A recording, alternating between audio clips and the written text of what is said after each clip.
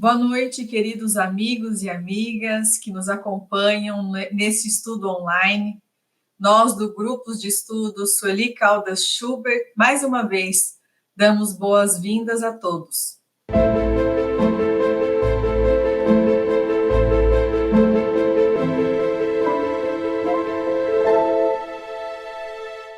Hoje estamos entre os corações queridos de Andréia e Laudes para estudarmos o último capítulo do livro Nas Fronteiras da Loucura, psicografia de Divaldo Franco pelo espírito Manuel Filomeno de Miranda. Já adiantamos que o estudo não para. Nós, na nossa próxima semana, iniciaremos o estudo de uma nova obra, Painéis da Obsessão. Antes, então, de entrarmos no estudo do capítulo, convidamos a todos para uma prece.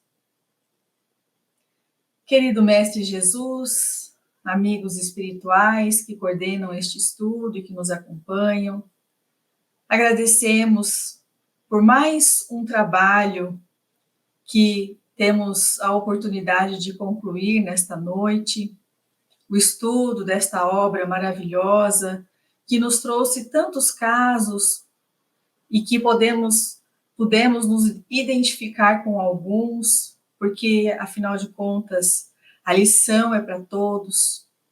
E rogando a Deus que nos envolva na sua paz, no seu amor, que nos permita continuarmos nos estudos, nas reflexões, no aprendizado, e que possamos formar essa corrente de energias positivas, de fraternidade, de solidariedade, e que de cada um de nós possa, então, emanar esses fluidos em benefício de todos nós, da nossa cidade, do nosso estado, do país, do nosso planeta. Fica conosco, Mestre querido, hoje e sempre, que assim seja. Então, nós vamos iniciar com o resumo do capítulo. Posteriormente, passaremos para o Laudes e a Andréia darem, então, as suas contribuições com os aprofundamentos. Capítulo 31 é intitulado Retorno ao Lar. E aí, então, nós relembramos o capítulo 30, em que os parentes de Julinda foram até o hospital, conversaram com ela, viram que ela já estava melhor, porque o obsessor tinha sido afastado, e que o médico, então, disse que se ela continuasse evoluindo, em 10 dias, ela poderia ir fazendo o desmame dos medicamentos e voltar para casa. Então, o benfeitor inicia esse capítulo dizendo, novamente, que por ela estar, então, afastada da causa da perturbação, que é a obsessão, os efeitos também foram passando pouco a pouco. E a paciente, então, continuou sendo inspirada pelos amigos espirituais e, no decorrer do tempo, foi modificando a sua paisagem mental. Adotou um comportamento de raciocínios mais profundos, positivos, enquanto ela ansiava pelo seu restabelecimento, cultivando agora imagens otimistas. E Dona Angélica, então, a sua mãe, sabendo da sua alta, se prontifica para recebê-la em casa, para que então pudesse poupá-la de alguns esforços desnecessários em casa, porque ela ainda estava debilitada. Então, havia transcorrido um período de 40 dias desde que havia se iniciado o tratamento especializado. E o efeito duradouro dessa melhora que ela vinha sofrendo, que ela vinha vivendo, dependeria dela mesma, das suas atividades mentais, da sua conduta moral e dos comportamentos que ela deveria evitar, ou então que ela adotaria e desencadearia problemas futuros, né? Perturbações lamentáveis. A presença da obsessão no homem, diz Filomeno de Miranda, é síndrome de mediunidade nele presente. A direção moral e a atividade que se apliquem a essa faculdade responderão de futuro pelos resultados que se incorporarão ao modus vivendi da pessoa. E quando regularizado o problema da obsessão, se abrem possibilidades mais amplas para o exercício das faculdades mediúnicas. E aí o benfeitor vai narrando que, depois do encontro com o diretor do centro espírita, com a amiga, que apresentou também as verdades do Espiritismo, Roberto, esposo de Julinda, adquiriu o Livro dos Espíritos e começou a lê-lo e se encantou pela obra. Se encantou pela inteligência e pelo raciocínio, né, de Allan Kardec, pela forma como ele coloca as questões ali, e à medida que ele foi se adentrando no conteúdo profundo do trabalho, ele experimentava uma avidez muito grande para conhecer outras questões. Então, à medida que ele ia lendo, ele ia aclarando as suas dúvidas. E desse modo, em uma semana de exame consciente, ele vai descobrir um universo novo, fascinante, desmistificado, abrindo seu entendimento para a fé raciocinada e abrasadora. E nesse estado de espírito realmente impressionado com a doutrina, que ia absorvendo pela razão, recebeu então a esposa com muito júbilo. Dona Angélica, por sua vez, recebe de presente da amiga Cibele um exemplar de um livro, O Evangelho segundo o Espiritismo, e que, por sua leitura amena, o seu conteúdo cristão, que elucida as falas do nosso mestre, e cuidando do sentido moral da doutrina, sem preocupação de se fixar nas palavras, tantas vezes ao longo dos séculos que, infelizmente, foram alteradas, substituídas, das frases mutiladas e adaptadas aos interesses de indivíduos.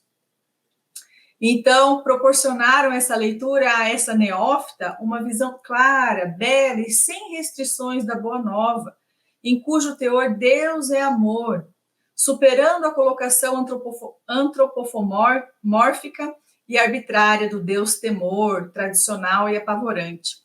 Desdobrando, então, a justiça divina através da reencarnação, o Evangelho projetava ali luz de meridiana claridade nos textos, que de outra forma seriam absurdos, se melhor interpretando as palavras de Jesus e suas diretrizes a respeito da vida, da imortalidade, dos renascimentos corporais e da ação da caridade, cuja vivência não há salvação para ninguém. Sem cuja vivência não há salvação para ninguém. Assim, a psicosfera ambiente era agradável, salutar e propiciava a renovação e o entusiasmo à convalescente. Então, ela vai voltar para casa e aí, num determinado momento, em que está reunida com a família, ela volta a tocar no assunto que a levou ao internamento. E aí ela diz que após ela ter feito o aborto, que ela se sentiu impelida a praticar porque ela sentiu um estranho e poderoso sentimento de revolta contra o ser informação, é que tudo se modificou para pior. E que a consciência dela a afligia, porque propiciava uma ponte para que ela pudesse ter acesso, ou para que esses seres pudessem ter acesso a ela, esses seres vingadores, que atravessavam, então, essa distância que aparentemente parecia que o separavam e que a alcançavam inexoravelmente. Os seus sofrimentos, ela disse, eram inenarráveis. E que nesse comenos, ela sonhou com um ser angelical. E aí que ela teve com ele um encontro, que se arrepende do aborto e se predispõe à maternidade, iniciando, então, uma nova fase no capítulo da sua existência. E aí, então, Dona Angélica, inspirada por Dr. Bezerra de Menezes, diz que eles criam na narrativa da menina, porque ela e Roberto vinham adquirindo uma compreensão diferente, mais completa, sobre muitas coisas, e que ela estava lendo um livro e que havia encontrado num capítulo o que esclarecia o que a menina acabava de dizer, e foi buscou o Evangelho segundo o Espiritismo, abriu no capítulo 12, Amai os vossos inimigos, e leu com calma o item número 6. Depois da leitura, então, ela diz que o texto lido explica perfeitamente o que estava acontecendo com ela, com a Julinda. E que ela, Dona Angélica, estava convicta de que os espíritos interferem nas nossas vidas tanto os bons quanto os maus. E Roberto também disse, depois da explicação da sogra, muito bem, o progresso da sogra em espiritismo é surpreendente. E quando, então, Julinda ouve a palavra espiritismo, ela pergunta, um tanto desconfiada, ué, mamãe, mas a senhora abandonou o catolicismo, se envolveu com essas coisas de espiritismo? E a mãe responde, não, minha filha, por enquanto. Necessito relatar o que vem acontecendo a mim e a Roberto. E ela vai contar, então, toda a história que nós vimos acompanhando nos capítulos anteriores. A convalescente a ouviu com sincero interesse e, após, também externou o desejo de conhecer pessoalmente o irmão Arnaldo. Roberto expôs as próprias surpresas, se referindo à leitura em que estava empenhado, e como o Espiritismo respondia realmente às incógnitas e interrogações da vida. Combinaram, então, de convidar o senhor Arnaldo e a dona Cibele para um encontro no seu lar no domingo próximo. E nesse clima, a dona Angélica propôs que pronunciassem uma oração de graças, o que ela mesma, inspirada pelo amigo espiritual, fez com unção, produzindo indizível bem-estar em todos.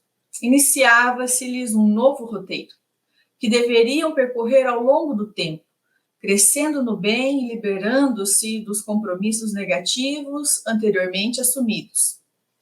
O interesse crescente pelo conhecimento da doutrina facultou aos neófitos comprometer-se em participar das reuniões de estudos na casa espírita, com que se preparariam para futuros cometimentos, inclusive na educação das faculdades mediúnicas de Julinda. E aí, então, depois de recebida a visita, depois de terem trocado esclarecimentos, né, terem se conhecido, terem falado a respeito do Evangelho, eles estavam se despedindo felizes. E o Dr. Bezerra de Menezes, então, informa a equipe espiritual. Partamos. Novas tarefas nos aguardam. A parte que nos dizia respeito imediatamente foi realizada.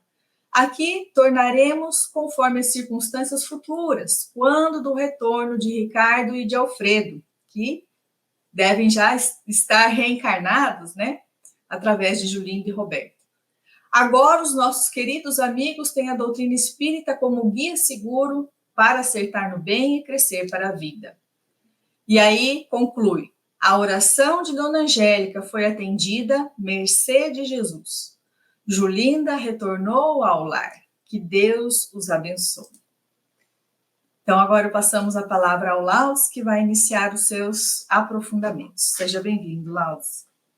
Gi, Andréia, queridos amigos que nos acompanham, nossos votos de alegria. E que história magnífica, que obra que o benfeitor Manuel Filomeno nos apresenta através das mãos abençoadas de Divaldo. E ali no texto, para iniciarmos as nossas reflexões, há ali uma chamada da síndrome de mediunidade. Quando paramos para definir a síndrome, um conjunto de sinais e sintomas, um indivíduo sindrômico ou com essa síndrome vem apresentando um conjunto de sinais, um conjunto de sintomas, que é necessário avaliar intimamente quais são os seus reflexos, os seus sinais, quais são as condições fisiológicas, físicas apresentadas, mas principalmente através da casa mental. O que se passa na casa mental? Quais são os fluxos mentais de pensamento? Quais são as rotinas mentais automáticas, induzidas, projetadas, que eu levo no meu dia a dia? Porque quando nós vemos o final do capítulo, vamos vendo que a mudança se deu e se dá gradativamente através das mudanças das atividades mentais, a paisagem mental de Julinda começa a modificar-se com isso na sua conduta, vai vendo o reflexo direto também, não só das sequelas do processo obsessivo, mas do bem-estar, da vontade de viver, da vontade de poder reparar o mal cometido, da vontade de poder progredir.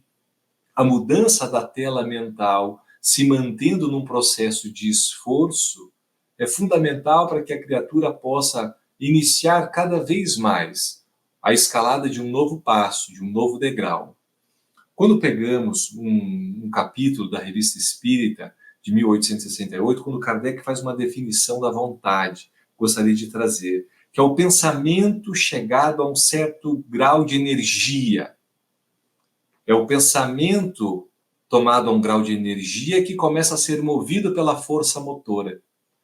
Ou seja, o pensamento é um atributo direto ao espírito, que conforme vai ganhando energia, movimentada pelos pensamentos rotineiros, pelo processo da disciplina mental, vai ganhando força motora para conduzir o corpo físico a executar o plano mental.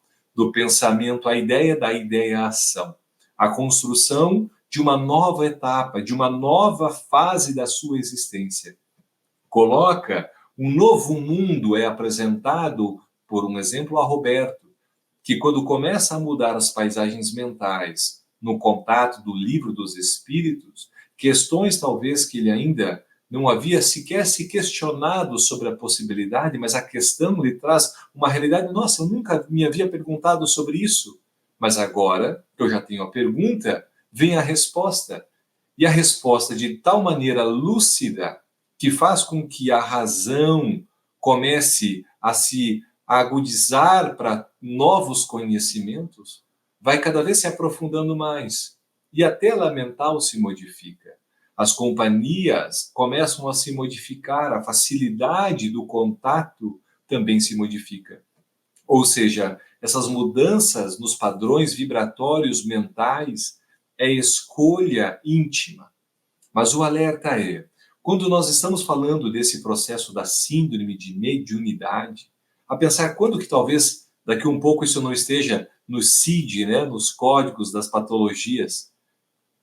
Temos já do processo obsessivo, mas imaginemos num futuro, quando a psiquiatria puder avançar os seus estudos e chegar precisamente à realidade do processo da mediunidade e também as suas questões sindrômicas, num processo de imaturidade, de ignorância, de todas as potências mediúnicas que podem afetar as estruturas do sistema nervoso da criatura humana.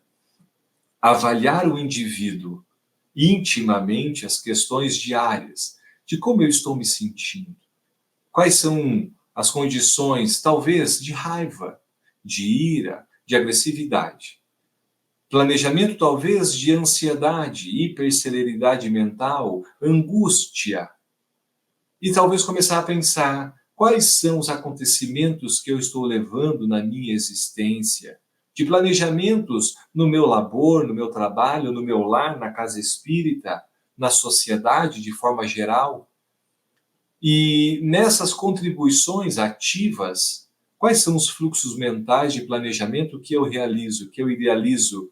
Quais são as projeções que eu realizo para tentar prever mentalmente a ação do outro? E de que forma essas ações mentais podem atormentar-me ou elevar-me? E iniciar o processo desse autodescobrimento nos faz cada vez mais desenvolver o processo não só da mediunidade, mas da facilidade de controlar os pensamentos invasores. Há no Instituto Herbert Benson Institute, um programa de Harvard, que fala que quando o indivíduo entra numa quietude mental, que ele tenta paralisar os fluxos mentais, controlando o fluxo respiratório e colocando somente um fluxo mental, como se fosse um padrão mental, controlando a respiração. E vai notar quantos pensamentos invadem enquanto você tenta controlar em um fluxo mental único. E quando você começa a reduzir, como o Buda falava, do macaco louco pulando de galho em galho e consegue manter o macaquinho, talvez, não digo parado, mas movimentando em galho único, nós começamos a sentir que o corpo físico já se beneficia desse controle mental para que eu possa produzir agora a minha energia em ponto e objetivo específico, que é exatamente o objetivo da nossa existência. O segundo ponto das reflexões, considerando já essa primeira avaliação, é quando Julinda é tomada de surpresa. Nossa, mas agora largou o catolicismo e vai entrar nessas coisas de espiritismo? E a mãe vai falando de uma maneira tão carinhosa, a dizer, não, por enquanto, ainda não, mas a realidade da interferência dos espíritos em nossas vidas já é uma realidade. Eu já não tenho dúvida. Mas paremos um pouco a avaliar sobre a nossa existência e como nós podemos levar este conhecimento para aqueles, talvez, que também nos assistam, a respeito qual é, não o preconceito, né, o conceito já mantido anterior sobre o espiritismo, mas o que me limita, talvez, para ter acesso às informações espíritas, para poder, de maneira a ativar a minha razão nesses vínculos da religiosidade, da religião. Porque muitas vezes o limite do acesso se dão exatamente das crenças limitantes que nos constroem uma fé. Uma fé, muitas vezes, irracional e cega.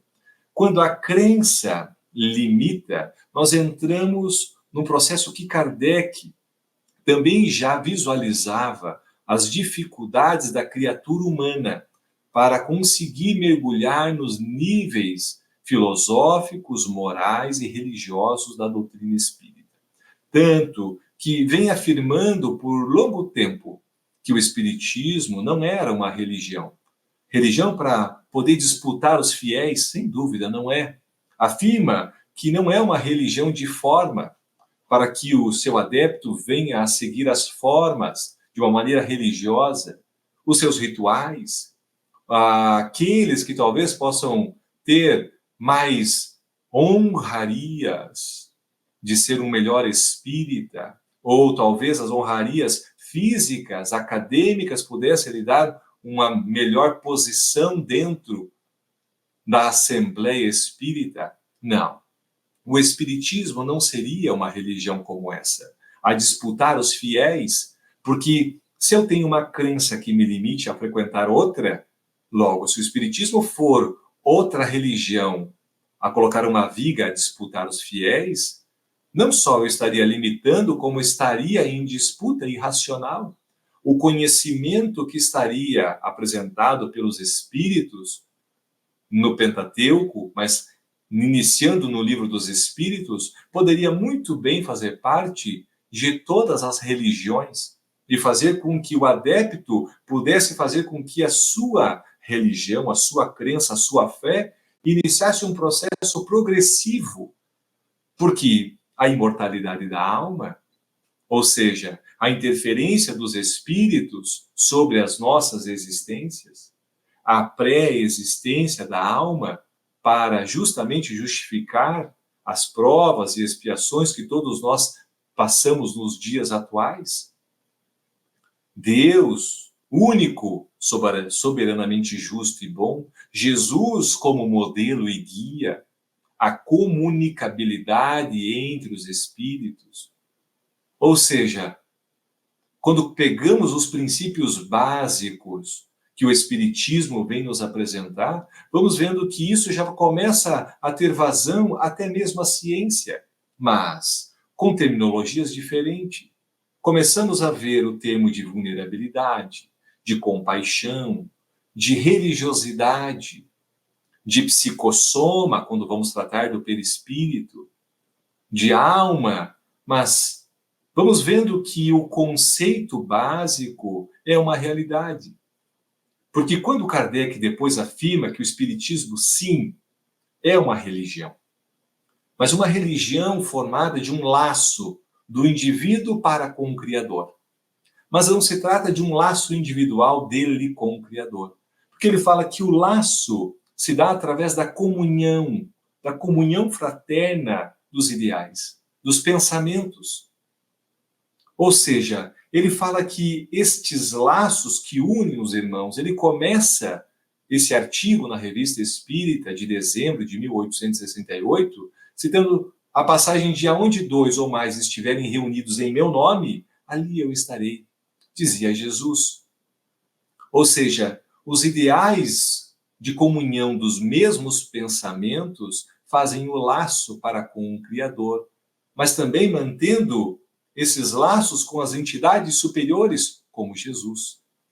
E agora, entender estes laços, que são vínculos morais, éticos, na minha existência, eu começo a criar vínculos com pessoas afins. E se eu encontrar no Espiritismo, ou se eu encontrar um assunto, eu já pude ver Divaldo Franco recebendo uma homenagem, uma honraria da Igreja Católica.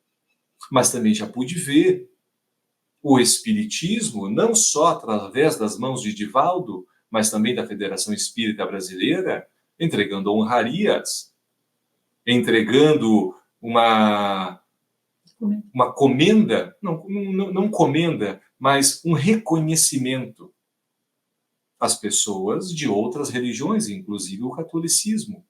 E qual é o mal? Pois não se trata de disputa, mas se trata de eu encontrar o laço em comum e fazer com que estejamos vibrando nos mesmos ideais e pensamentos, porque se tivesse essa janela de mais fácil acesso à conversação dos dois lados, começaríamos a estreitar não de porta para trazer para dentro da casa. Falo janela porque justamente vai estar cada um de um lado, conversando fraternalmente e podendo ter acesso às informações. Porque o ideal espírita não é a conversão, não queremos converter ninguém, mas queremos esclarecer, consolar, apresentar verdades que o Espiritismo pôde consolidar através de mentes sérias, dedicadas, como Allan Kardec e tantos outros estudiosos nos apresentaram. Porque à época não existia uma religião, não existia um processo para que pudesse trazer a inserção dos seus membros, mas os estudos, a filosofia, a vontade do conhecimento. E quantos de nós estamos ainda sedentos por conhecimento? Quantos de nós queremos compreender essa realidade entre o mundo físico e o espiritual? O que faço aqui? Qual é o sentido da minha vida? Por que os espíritos interferem na minha existência e na existência dos meus? Por que tenho dificuldade? Por que às vezes tenho facilidades? Quais são esses laços? Como que isso se dá? E como que eu posso aperfeiçoar? Como que eu posso novamente sentir a fagulha da felicidade, da alegria? Como que eu posso viver a verdadeira caridade? Como que eu posso iluminar a minha vida? Pois o Espiritismo pode lhe trazer grandes respostas. Respostas para poder fazer com que a alma esteja consolada e desejosa de viver num mundo de provas e expiações, mas sabendo do amparo divino que está acontecendo, sabendo que as dificuldades acontecem porque merecemos o aprendizado que a dificuldade nos traz, mas entender o sentido real da vida e fazer com que os fluxos mentais diários estejam projetados em tal objetivo. Indiferente de religião, porque se há dificuldade de acesso ao preconceito, aonde eu não tomo da informação e sofro, e o sofrimento vem de tal forma a me jogar abaixo, que daqui um pouco eu já não tenho forças para sustentar o que eu tinha de pré-conceito. Eu aceito. Mas aceitar através da dor é algo que nós poderíamos evitar em grande parte, quando colocarmos as brechas, as lacunas, para fazer com que o conhecimento, a vontade, o esforço individual venham fazer com que a criatura humana conquiste-se a si mesmo e possa, daqui para frente, seguir o que Jesus dizia, atingir a liberdade através da verdade. porque é somente a verdade que nos libertará. Essas seriam as reflexões que eu teria para a noite. Muito obrigado. Obrigada, Laudes. Muito interessantes as suas colocações. Com certeza vale a reflexão mais uma vez. Andréia, seja bem-vinda. Agora a palavra está com você. Boa noite. Boa noite, Giz, Laudes, queridos amigos que nos acompanham na internet nesse momento. É uma alegria sempre muito grande poder estar aqui e ouvir os nossos corações queridos, as colocações da nossa Gi no seu resumo e também do nosso irmão querido, realmente vai ao encontro do nosso coração e oferece mais uma vez espaço para refletirmos um pouquinho sobre a grandeza da doutrina espírita e essa ferramenta que temos em nossas mãos para nos auxiliar nessa presente reencarnação. Como diz os amigos que nos acompanham, essa obra maravilhosa nas fronteiras da loucura, em que a gente chega no último capítulo, não foi à toa que a espiritualidade maior permitiu que chegasse à nossa atenção e também através de Sueli Caldas Schubert, para que a gente pudesse fazer esse encontro e estudarmos em grupo. E pensando um pouquinho sobre o que os nossos queridos nos trouxeram, nós decidimos focar um pouquinho na justiça da reencarnação. O Livro dos Espíritos, no capítulo 4, na segunda parte, ou parte segunda da obra, nós encontramos a pergunta de Allan Kardec aos benfeitores, onde ele questiona: em que se funda o dogma da reencarnação? E os espíritos irão responder: na justiça de Deus e na revelação, pois incessantemente repetimos: o bom pai deixa sempre aberta a seus filhos uma porta para o arrependimento. E não diz então a razão que seria injusto privar para sempre da felicidade eterna todos aqueles de quem não dependeu melhorar em si?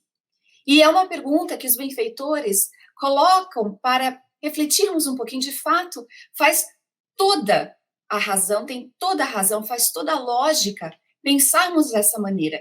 Todos são filhos de Deus. E sendo Deus bom e justo, de fato, ele nos mostra a sua prova maior do seu amor por nós através da reencarnação, quando ele nos oportuniza esse momento em que nós possamos recapitular no plano espiritual, na erraticidade, fazer os novos planejamentos e nos reencontrarmos na matéria, tentando continuar o nosso progresso espiritual.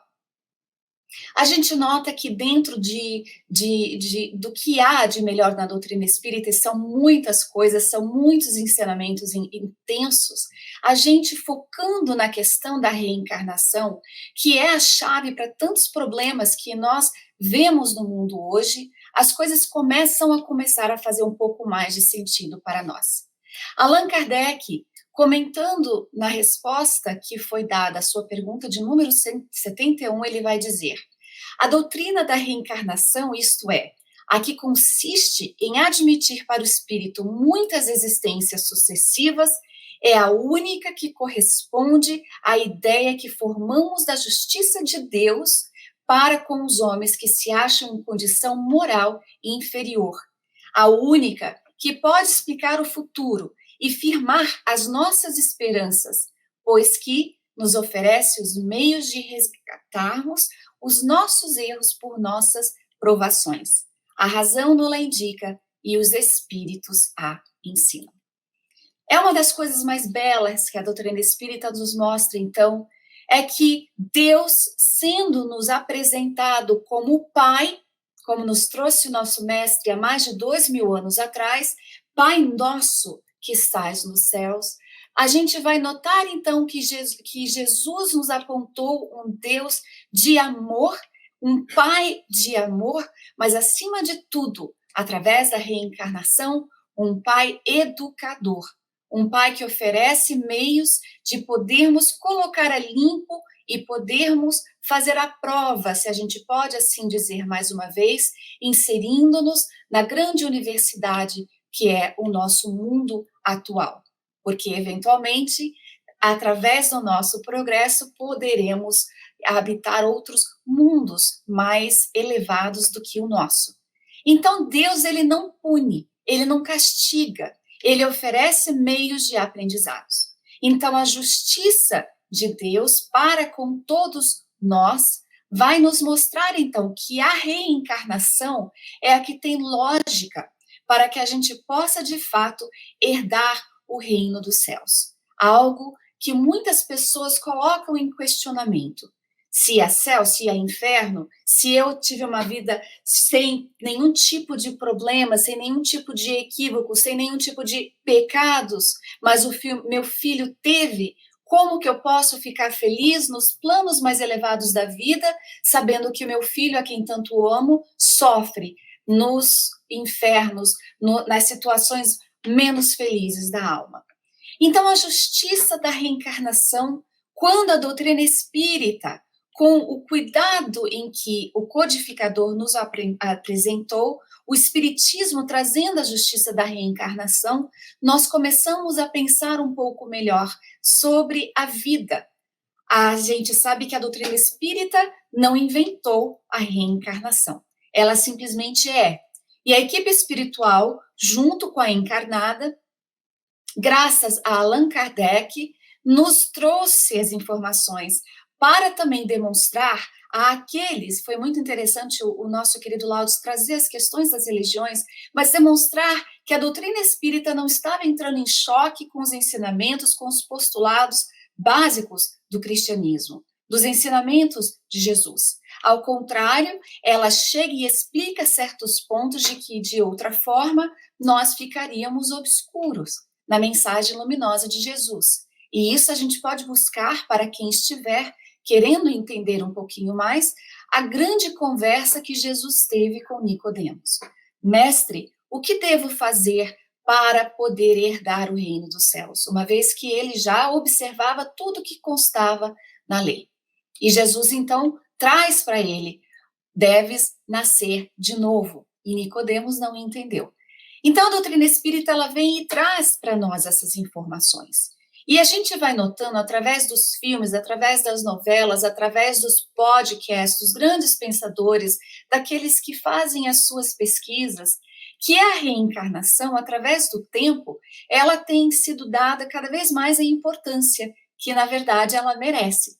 Não apenas para melhor compreender o que nós já temos e compreendemos, mas para tentar desvendar, para tentar entender um pouco mais esses graves problemas humanos.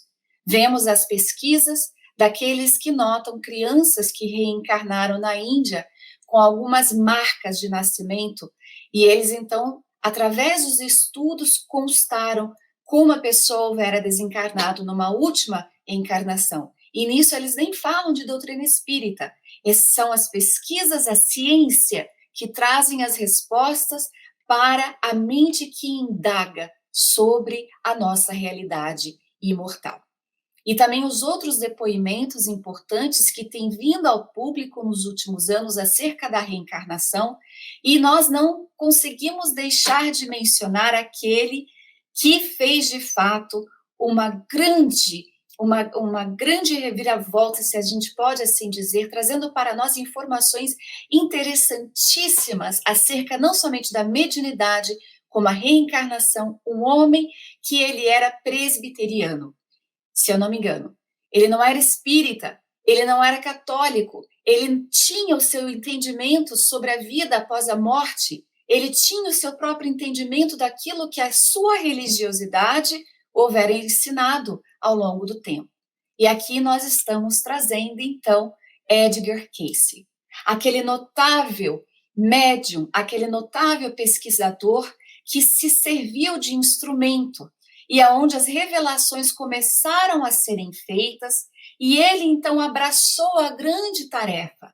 Ele que viera, com certeza, preparado pelo plano espiritual para, na Terra, poderem colocar para o público, para os outros, e os outros não serem tomados de surpresa, através da força irrecusável de que a alma vive após a morte, e ela também vive antes mesmo de poder reencarnar. A imortalidade, se a gente coloca assim para simplificar.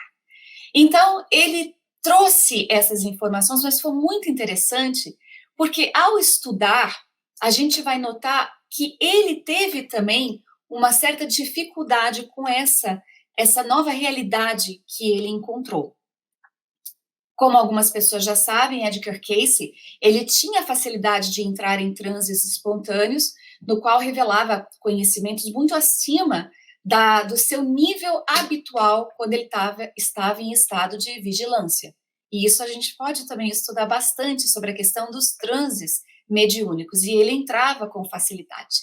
E durante muitos anos, através dessa sua mediunidade, ele diagnosticou várias mazelas físicas e espirituais para milhares de pessoas, recomendou tratamentos desusados, que até mesmo contrariando a opinião de médicos conceituados, curavam os pacientes desesperados que buscavam ele para poderem sentir o alívio físico, espiritual e mental. E ele era realmente muito religioso, devotadíssimo à mensagem evangélica de Jesus. Edgar Cayce. Não sei se vocês conhecem, há uma obra muito legal que foi escrita por um autor que se chama Noel Langley, é um livro que se chama Edgar Cayce on Reincarnation, ou seja, Edgar Cayce sobre a questão da reencarnação, e ele então traz para nós dados da sua vida. Toda a vida dele, o filho dele vai dizer que ele lia a Bíblia de ponta a ponta uma vez por ano.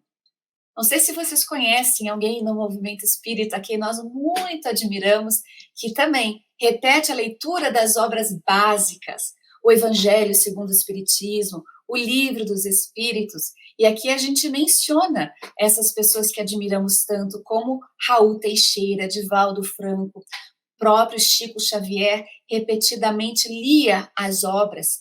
Então, o filho dele vai dizer que ele era bem ortodoxo. Ele era, de fato, protestante, não presbiteriano.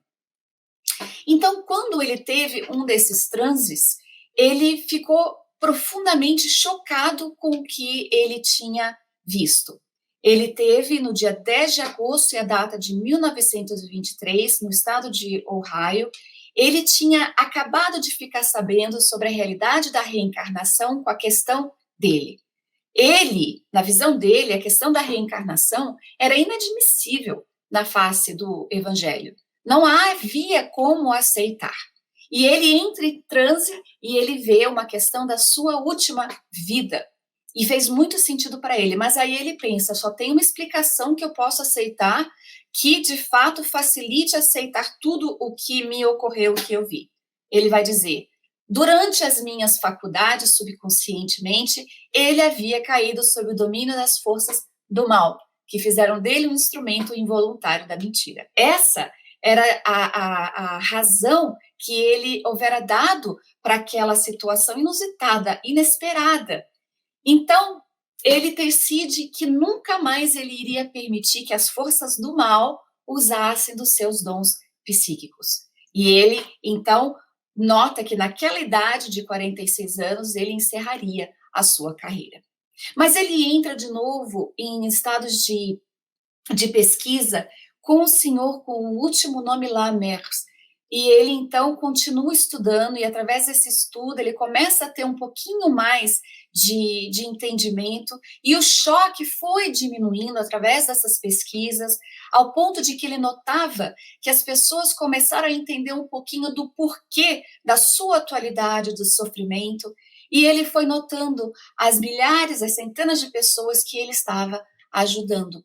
Então, nesses episódios dramáticos, ele ficava maravilhado como que o caminho do entendimento da reencarnação e, por que não dizer, da justiça divina, porque o que as pessoas estavam passando tinha uma razão porquê, consequências de atos passados, ele passa então a aceitar plenamente, sem jamais abandonar o seu evangelho e o seu mestre amado, a quem ele chamava tão carinhosamente de príncipe da paz.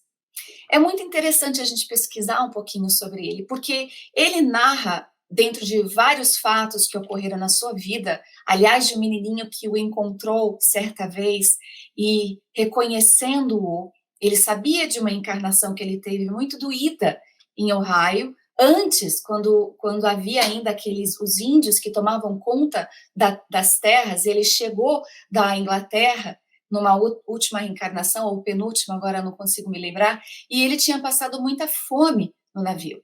E ele, então, com as outras pessoas, conseguiram chegar na terra sólida, e graças a Deus ele conseguiu sobreviver. Mas nisso ele vai fazer a barba no barbeador, o filho dele leva ele, e ele está sentado ali esperando, e ele nota um menininho. E o menininho olha para ele sem piscar. Sabe criança? Quando fica olhando daquele jeito, assim, que deixa até a gente meio desconcertados, porque tem aquela maneira muito espontânea, mas muito profunda de nos olhar. E o menininho estava comendo biscoitos. O pai dele estava cortando o cabelo, fazendo a barba. E o menininho, então, se levanta, vai até o Edgar Cayce e fala assim, quer? Oferecendo para ele o biscoito. E ele fala assim, não, eu estou muito bem. Nisso, o pai dele chama a atenção. E o menininho diz assim, mas é que ele passou muita fome no navio da última vez que eu o vi.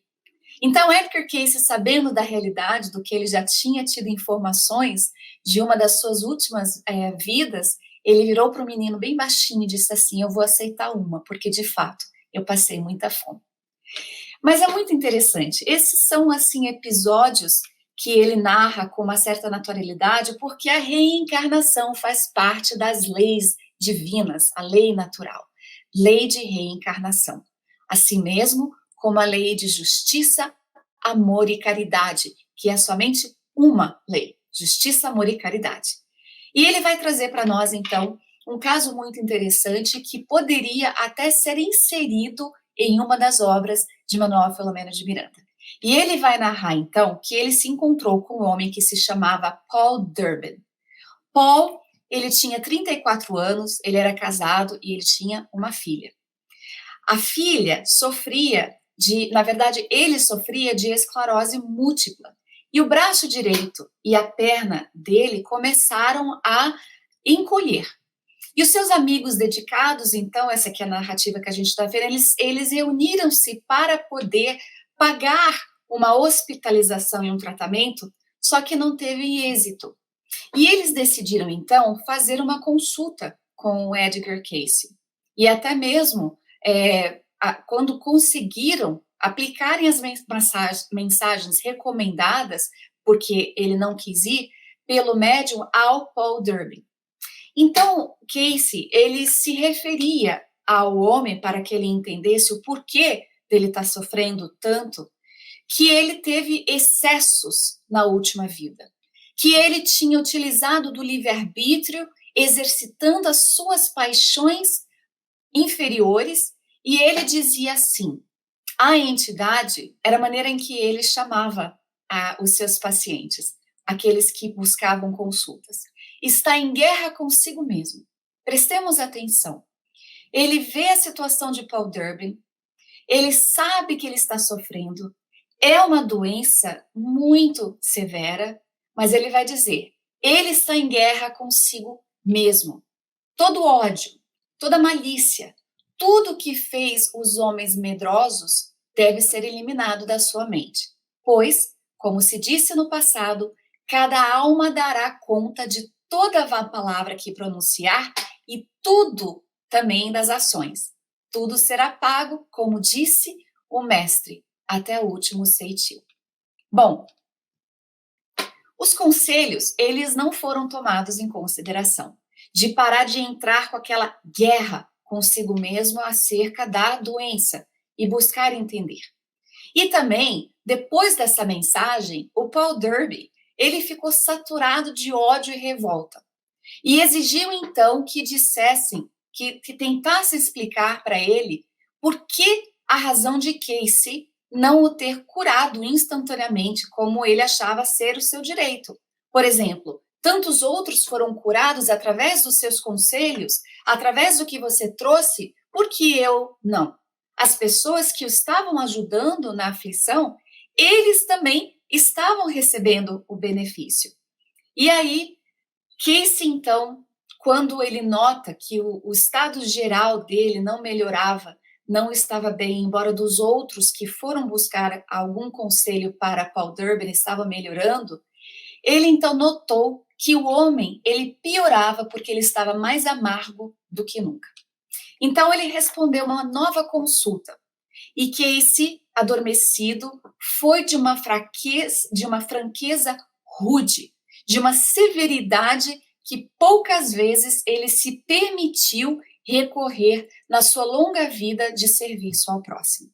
E ele disse assim: explique a Paul Durbin que a doença era de um problema kármico, que somente poderia melhorar se ele mudasse de atitude mental.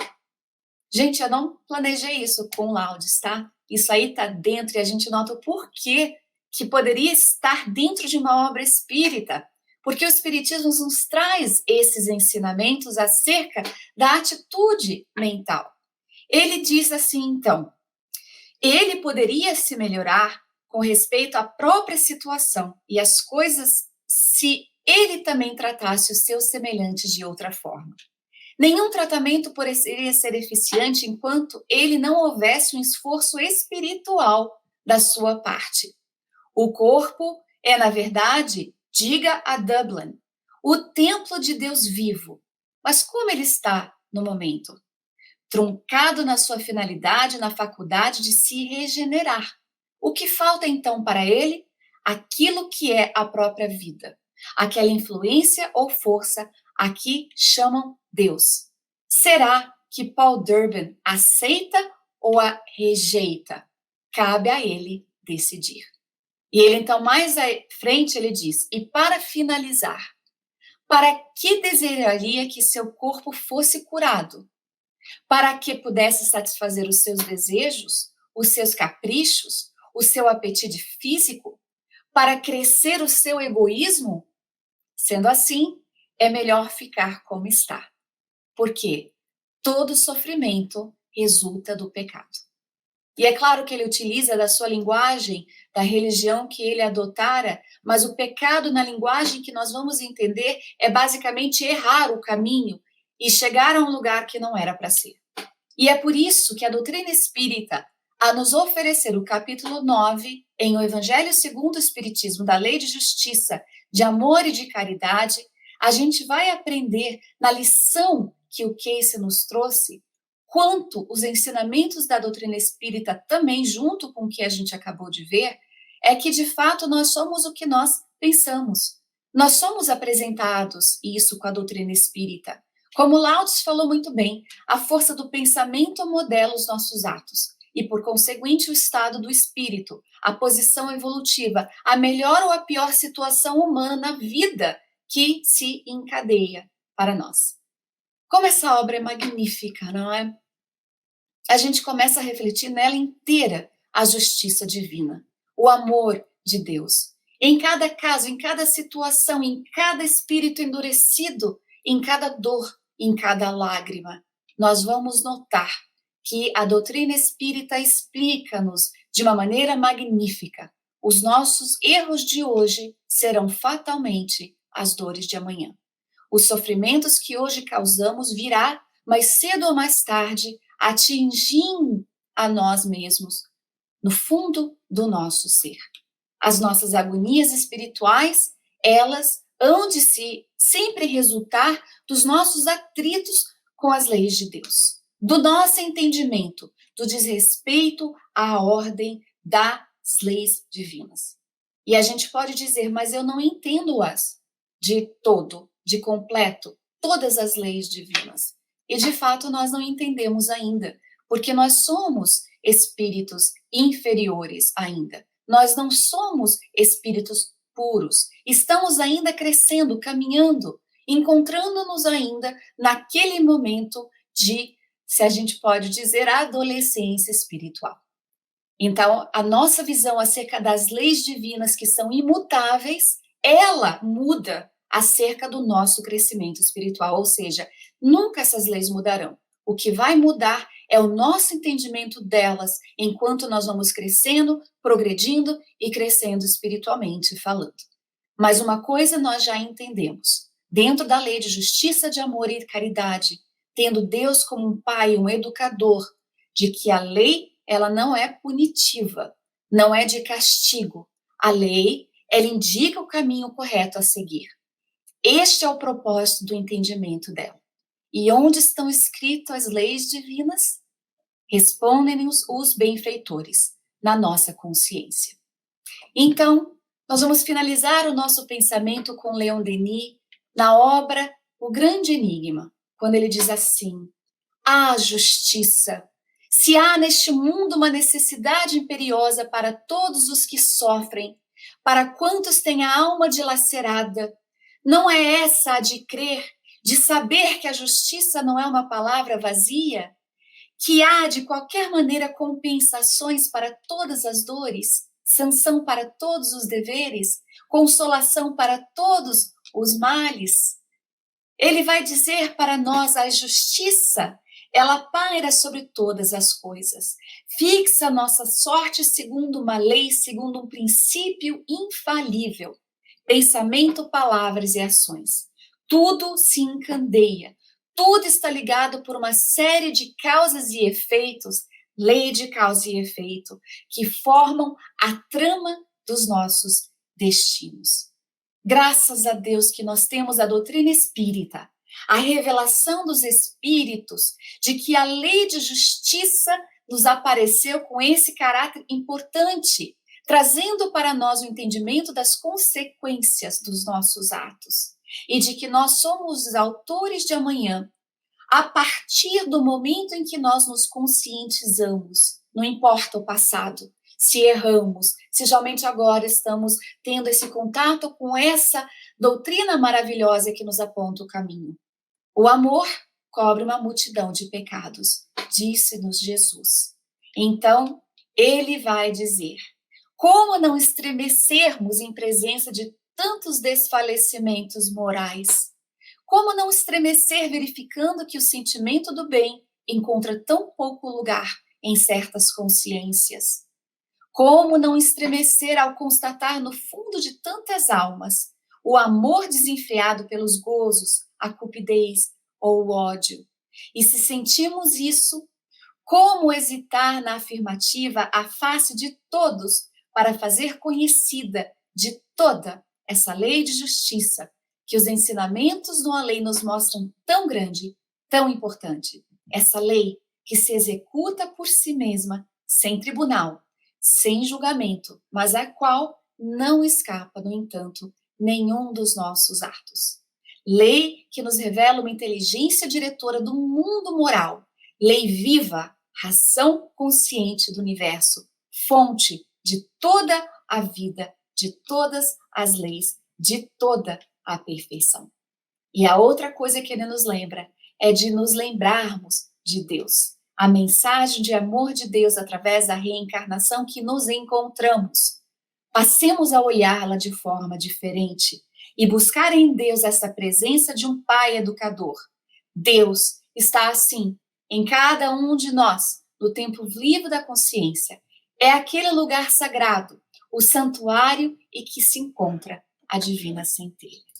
Então, o agradecimento que a gente tem por essa obra, Nas Fronteiras da Loucura, a dedicação e o trabalho de cada participante desse grupo, a presença da nossa benfeitora Sueli Caldas Schubert, que sempre traz a saudade ao pensarmos nela, a contribuição de Manuel Filomeno de Miranda para nos ajudarmos a nos resgatarmos a nós mesmos. E ao nosso mestre amado, a gratidão por termos a doutrina consoladora em nossas mãos, facilitando os caminhos rumo à nossa redenção espiritual. Muito obrigada a todos. Uma boa noite. Uau! Obrigada, Andréia. Estou aqui parafraseando a Zelda. Maravilhosas explanações. Realmente, a noite foi muito especial, inspiradíssimos que vocês estavam. Nós não podemos fechar os olhos para essa realidade que existe e que a ciência do mundo, que está atrás ainda, né, da ciência do infinito, que é a espírita, já veio comprovando, como você nos trouxe, a respeito da reencarnação, que é a prova da lei de amor e de justiça. Obrigada. E enquanto você falava, eu lembrei também do caso do Kim Won-young, que nasceu em Seul e que começou a falar com 6 meses, começou a escrever poemas aos 9 meses, lançou o primeiro livro com 1 ano de idade, entrou na universidade aos 8, aos 12 ganhou o título de doutor honoris causa em física quântica, e que quando perguntado a ele dizia assim: eu simplesmente lembro. Então, assim, só não vê quem não quer. Está aí, né? Para quem tiver olhos de ver e ouvidos de ouvir. Você gostaria de falar mais alguma coisa, Dé? Eu só ia responder a pergunta da Noeli. Ela perguntou ao autor do livro mencionado, e eu acho que o que ela estava buscando é aquele que a gente trouxe sobre o Edgar Cayce, que era a reencarnação por Edgar Cayce, e era um autor de último nome Langley, Langley. Então, espero que ajude a leitura. Muito boa obra. Obrigada, Déia. Obrigada a todos aqueles que estiveram conosco neste estudo, ao longo deste livro, que possamos permanecer juntos na próxima semana, no início de um novo livro, uma nova obra, sensacional como todas, e que possamos convidar os amigos, os parentes, os nossos colegas de estudos da Casa Espírita, para que nos acompanhem também, que venham somar conosco esses estudos semanais. Gratidão, um forte abraço e Deus nos abençoe. Até mais.